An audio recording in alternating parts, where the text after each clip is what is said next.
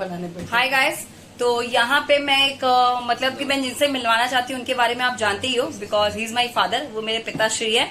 तो लेकिन आज वो एज अ फादर वो नहीं बोल रहे, वो ये ब्लॉग बना रहे हैं क्योंकि उनकी लाइफ में क्या क्या स्ट्रगलिंग है वो अपनी एक्सपीरियंस आपके संग शेयर करेंगे। एंड आई होप कि आप जरूर इसे देखोगे और सपोर्ट भी करोगे। तो चलो हम पापा की तरफ बढ़ते हैं। तो जब वो लाइफ के बारे में कोई बताना चाहता है तो उनको ऐसा इंट्रोड्यूस किया जाता है फॉर्मली। तो हम चलते हैं एडवोकेट कृष्णा कुमार सिंह के बारे में, पूछते हैं कि एक्चुअली वो क्या बताना चाहते हैं अपनी लाइफ के बारे में। तो सर, आप क्या क्या चीज आप इस ब्लॉग में बताना चाहते हैं, बताइए। मेरी एज अभी फिलहाल 70 साल की हो रही है, 70 ईयर्स। वो कुछ मैं आप लोग को बताना चाहता हूँ। पहली बात है प्रेम। प्रेम वही व्यक्ति कर सकता है जिसको अपने आप से प्रेम है। अपने आप से प्रेम का मतलब है कि आपको सबसे प्रेम हो जाएगा। इसलिए पहले आप अपने आप से प्रेम करना सीखिए। दूसरी बात यह है कि बोलने से कहीं ज्यादा सुनने की चेष्टा कीजिए। और जो सबसे महत्वपूर्ण बात है कि ईश्वर या अल्लाह को पहचानना है, तो मंदिर मस्जिद से कहीं ज्यादा आप अपने आप को पहचानिए। जिस दिन आप अपने आप को पहचान लेंगे, आप अल्लाह को भी पहचान लेंगे और राम को भी पहचान लेंगे। और जो सबसे महत्वपूर्ण बात है जिंदगी की, जो मैंने सीखा कि आगे बढ़ने का रहस्य क्या है, तो आगे बढ़ने का सबसे बड़ा स्टेप्स है, पहला स्टेप्स है to find out your own weakness. अपनी कमजोरी को जानिए कि कहाँ आप कमजोर हैं।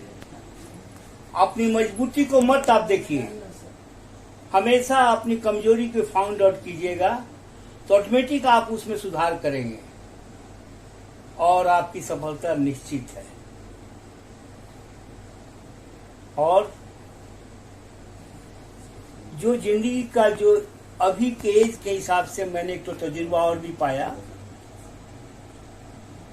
कि जिंदगी का मतलब ये स्ट्रगल के बिना कोई लाइफ नहीं है। लेकिन स्ट्रगल का मतलब ये नहीं है कि आप अपने दुख में अपने आप को ढाल लीजिए। हमेशा अपने आप को खुश रहने की कोशिश कीजिए। जो भी परिस्थिति हो उसमें अपने आप को ढाल लीजिए। और हमको उम्मीद है कि ये चीज अगर आप लोग के पास जाएगी तो हमेशा आप लोग सक्सेस रहोगे। तो बहुत अच्छा बोला है सर ने। फिर मैं एक सवाल पूछती हूँ आपसे, क्योंकि बहुत सारे हमारे व्यूअर्स है, एज अ प्रोफेशन आप जानते हैं कि हम टीचर है, तो बहुत सारे स्टूडेंट ना क्या होता है कि कॉम्पिटिटिव एग्जाम नहीं क्लियर कर पाते, वो बहुत टूट जाते हैं, डिस्करेज हो जाते हैं। मे भी शायद एक टाइम पे फैमिली उनको सपोर्ट नहीं करती या कुछ भी। तो आप उन फैमिलियों के लिए क्या बोलेंगे और उस बच्चे को क्या बोलना चाहते हैं अपने लाइफ के एक्सपीरियंस से? आप उन फैमिलियों के लिए क्या बोलेंगे और उस बच्चे को क्या बोलना चाहते हैं अपने लाइफ के एक्सपीरियंस से? जरूरी नहीं है कि मैं जो चाहता हूं वही हमको मिल जाए, जरूरी नहीं है। क्यों कि हमारा एंशियंट जो फीचर हमको बताता ही है कि राम का राजगद्दी होने के एक दिन पहले वनवास मिल गया उनको। तो कहने का मतलब है कि अपनी कोशिश जारी रखिए, अपनी टारगेट को रखिए। हो सकता है कि आप नहीं उतनी ऊंचाई पर जाएंगे, लेकिन कहीं न कहीं पहुंचेंगे। लेकिन अगर कोशिश ही बंद कर देंगे तो सब कुछ खत्म होगा। अगर हमको चढ़ना है 10 तल्ला, चलेंगे। हो सकता है कि 10 हम नहीं पहुंच सके, 8 तो पहुंचेंगे। तो हमेशा कोशिश करना चाहिए और willing power, willing to do something, करने की इच्छा होनी चाहिए। और जहां इच्छा शक्ति मजबूत होती है वहीं पर आदमी जो है आगे बढ़ता है। तो ठीक है, बहुत अच्छा बोला है सर ने। सर, हम ये भी जानना चाहते हैं, क्योंकि एज अ प्रोफेशन आप सीनियर लॉयर हैं, एडवोकेट हैं, तो किस तरह के केसेस आप, मतलब किस तरह के सिविल, क्रिमिनल, आप कुछ बताएं ताकि अगर हमारे व्यूअर्स में किसी को प्रॉब्लम हो तो वो आपसे कैसे कांटेक्ट कर पाएंगे? अगर जिन पे भी कुछ पूछना हो तो आप थोड़ा सा बता पाए। ये सबसे बड़ी बात है कि ज्ञान की कोई सीमा नहीं है। मैं ये नहीं कहता है कि I know everything. Those who said that I know everything, that means they know nothing. जीवन के अंतिम स्टेज तक सीखना है हम लोग को। अगर कुछ आपको हमें कुछ दिखलाई पड़े तो आप, हमारा मोबाइल नंबर है, आप उस पर कांटेक्ट कर सकते हैं। Free advice, no fees.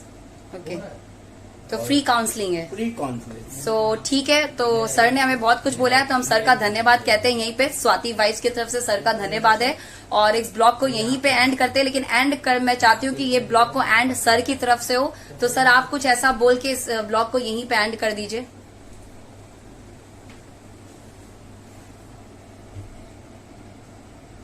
हमेशा कुछ न कुछ करते रहो।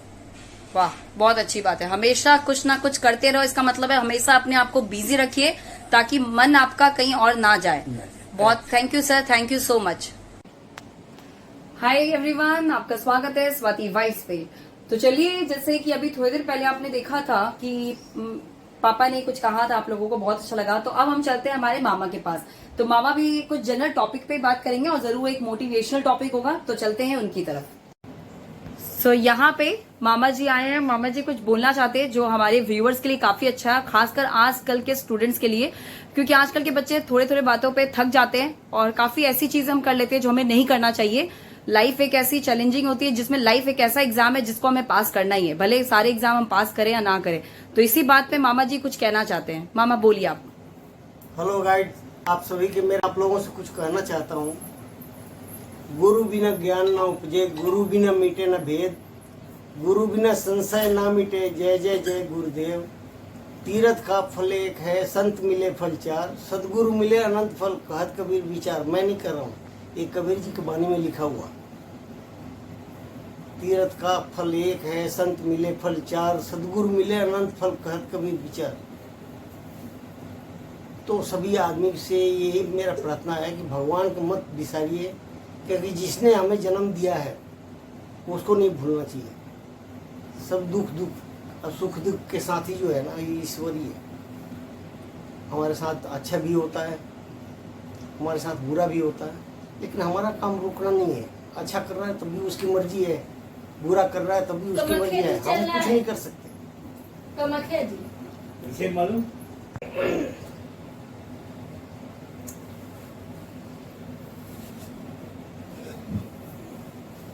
मैं आप लोगों से एक और चीज बताना चाहता हूँ। एकाग्रता और एक लक्ष्य, आदमी एकाग्रता हासिल कर लेना और लक्ष्य बना ले कि मुझे ये करना है, तो वो जीवन में कर सकता है। उसके लिए पॉसिबल, मतलब दिक्कत नहीं है। एकाग्रता होने के लिए कागज के पेपर पे सिक्के के गोलाकार बना के बीच में काले रंग से स्केच पेन से बिंदी लगा दें। एक टक देखें जब तक आंख से पानी ना आ जाए, आपकी एकाग्रता बढ़ जाएगी। वो रोज सवेरे घूमें, मॉर्निंग वॉक करें, लॉन्ग बिलोंग करें, कपाल भारती करें। इससे आपकी सेहत बहुत अच्छी होगी। अपने खान पान पर पूरा ध्यान रखें। और मामा, और भी जैसे कि आप पेरेंट्स को कुछ कहना चाहते हैं, माँ बाप को, कि आज के जनरेशन को वो कैसे समझे, क्योंकि अगर जनरेशन्स में काफी गैप होता है तो शायद माँ बाप भी बच्चे की तकलीफ नहीं समझ पाते, बच्चे भी उनको नहीं समझ पा रहे। तो माँ बाप किस तरह से अपने बच्चों को सपोर्ट करें आज के टाइम पे? मैं एक आपको भजन सुना देता हूँ जो बहुत मतलब प्रसिद्ध है। रचा है सृष्टि को जिस प्रभु ने, वही ये सृष्टि चला रहे हैं। रचा है सृष्टि को जिस प्रभु ने, वही ये सृष्टि चला रहे हैं। जिसने भेजा जगत में जाना, तय कर दिया लौट के है फिर आना। है ये सत्य नियम यही जहाँ के, एक आ रहे हैं एक जा रहे हैं, रचा है सृष्टि को जिस प्रभु ने, वही ये सृष्टि चला रहे हैं। जिन्होंने भेजा जगत में जाना, तय कर दिया लौट के है फिर आना। जो जाने वाले थे यहाँ पर, वही फिर वापस बुला रहे हैं।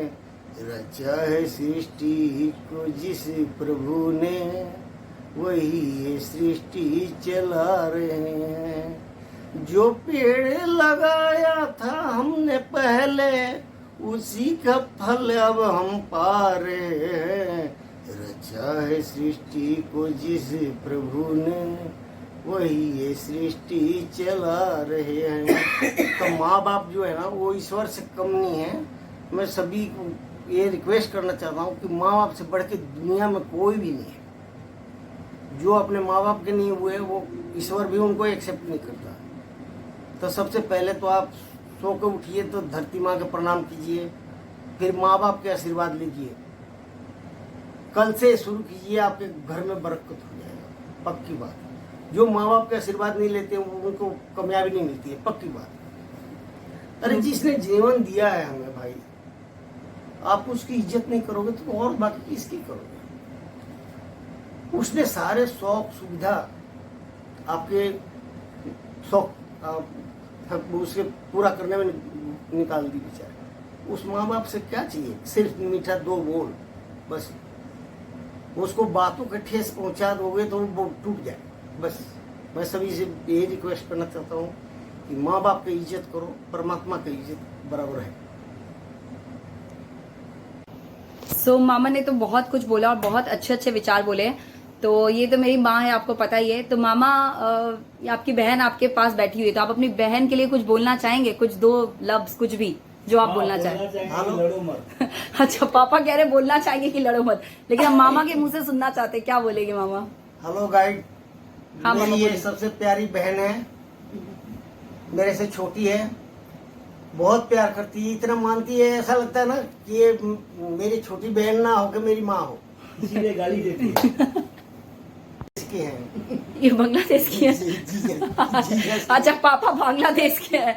हाँ मामा बताइए। इसलिए तो विरोधी पार्टी है। विरोधी पार्टी हमारे। तो और क्या बोलना चाहते हैं मम्मी के बारे में? बस बहुत प्यारी है, मतलब इतनी खुश रहती है हमेशा। भगवान करे ऐसी खुशी भी इसके बरकरार रहे। बहुत दुख उठाई है इसने बेचारी ने, बहुत, लेकिन जो कामयाबी मिलती है ना तो सब सारा दुख भूल जाते भाई। हर बहन बेटियों को मैं यही कहना चाहता हूँ कि मेहनत खूब करो, उसमें पीछे मत हो। बहुत मेहनत, बहुत संघर्ष करी। दो भांजिया के परवरिश कर दी, आज भी देखो संघर्ष करिए चीकू को लेकर। तो मामा काफी दादी भी बन चुकी है। हाँ, दादी बन चुके हैं। तो मम्मी काफी थोड़ी सी इमोशनल हो जाएगी, मामा भी इमोशनल हो जाएंगे। पापा यहाँ बीच बीच में मस्ती करते रहती है, गाली देना बंद करे। मम्मी ऐसे कोई गाली वाली नहीं देती है, ठीक है? मम्मी बहुत अच्छे से रहती है। हाँ, गुस्सा हो जाती है यहाँ पे। तो मम्मी तुम भी कुछ बोलिए चाहोगी मामा के बारे में? हम लोग भाई बहन के प्यार बहुत अच्छी है। कोई जितना भी चलते रहे, हम लोग को कोई पैसे कौड़ी से लेन देन नहीं रहती है। हम लोग अपने प्यार के भूखा रहते हैं। जब मौका मिलता है हम लोग एक दूसरे के साथ देते हैं। खाली भाभी से लड़ते हैं। खाली भाभी से लड़ते हैं, पापा कह रहे हैं खाली भाभी से लड़ते हैं। तो ऐसा कुछ नहीं है गाइस, भाभी से भी नहीं लड़ते। भाभी से भी नहीं लड़ते। हमारी किसी से लड़ाई नहीं। आप भाभी के लिए अपनी कुछ बोलना चाहेंगे इसमें? बहुत अच्छी है, बहुत अच्छी है, बहुत बहुत अच्छी इज्जत करती है। जाने पर बोलती है अरे अभी तो आई हो, तो जाने के लिए क्यों सोच रही हो? चलो, बहुत अच्छी बात है। तो भाई बहन का प्यार आपने देख लिया। मियाँ बीबी का कभी और हम ब्लॉग बनाएंगे, क्योंकि वो तो हंसी वाला ही ब्लॉग होगा, ठीक है? तो यहाँ पे इस ब्लॉग को एंड करेंगे, लेकिन एंड मैं नहीं करूंगी, स्टार्ट मामा ने किया है, तो मामा और मम्मी ही एंड करेंगे। तो पहले मामा की तरफ चलते हैं। मामा कुछ पंक्तियां या कुछ बोल के आप इसको एंड कर सकते हैं। मैं तो यही बोलना चाहता हूँ सभी बेटियों के कि देखो कितनी आप लोगों में परेशानी है। जब आप भाभी बनती हो तो देवरानी अच्छी नहीं मिलती, सास बनती हो तो बहू अच्छी नहीं मिलती, जेठानी बनती हो देवरानी अच्छी नहीं मिलती। आप ले दे के जाता बेचारा पति, वो साला किसी के अच्छा मिलते हैं। जीवन में ले दे के एक पति बनते हैं। अच्छा वैसे भी एक चीज और बताऊं, हाँ। आदमी में कोई पावर ही नहीं। सही बात है। शिव जी हैं, बिना कपड़े को उठाकर पहाड़ पे बैठा दिए। विष्णु भगवान है, उनको समुद्र में ले जाकर लेटा दिए। हाँ दोनों आपस में बेचारे एक दूसरे से दुख बांट लेते हैं, तो वो दूर एक के पहाड़ पे बैठा दिए, एक के समुद्र में बैठा दिए। अभी बेचारे आपस में बात भी नहीं कर सकते। आदमी के पास बचा क्या है? सही बात है। तो जो कुछ भी शक्ति है, अब शक्ति मांगने जाओ दुर्गा जी के पास जाओ, पैसा मांगने जाओ तो लक्ष्मी जी के पास जाओ, बुद्धि मांगने जाओ तो सरस्वती जी के पास। तो आदमी के पास बचा ही क्या है? तो आदमी की तो वैल्यू ही नहीं है, मार्केट वैल्यू जीरो है। इसलिए अपने आप को जीरो मान के चलो। जैसी ये माँ बहनें कहती हैं उनके रास्ते चलते रहो। ये हमेशा आपके लिए व्रत करती ये हैं, बहुत हमेशा बढ़िया है। उपवास रखती हैं, आपके भले के लिए काम करती हैं। हमेशा वो उनका जीना मरना ये बेटियों के यही होता है कि हमारा परिवार सुखी रहे, बस। सही बात है। मम्मी तुम कुछ बोल के एंड करो, कुछ भी बोलो, एक दो वर्ड कुछ बोलना चाहो तो। सभी लोग की भाई बहन के प्रेम ऐसी बना रहे और बहुत अच्छे से रहे, खुशी खुशी रहे, झगड़ा लड़ाई कोई ना करे भाई से। चलो तो बाय कह दो दोनों लोग। Bye. These brothers my guys, know that we fly, know that they ride or die.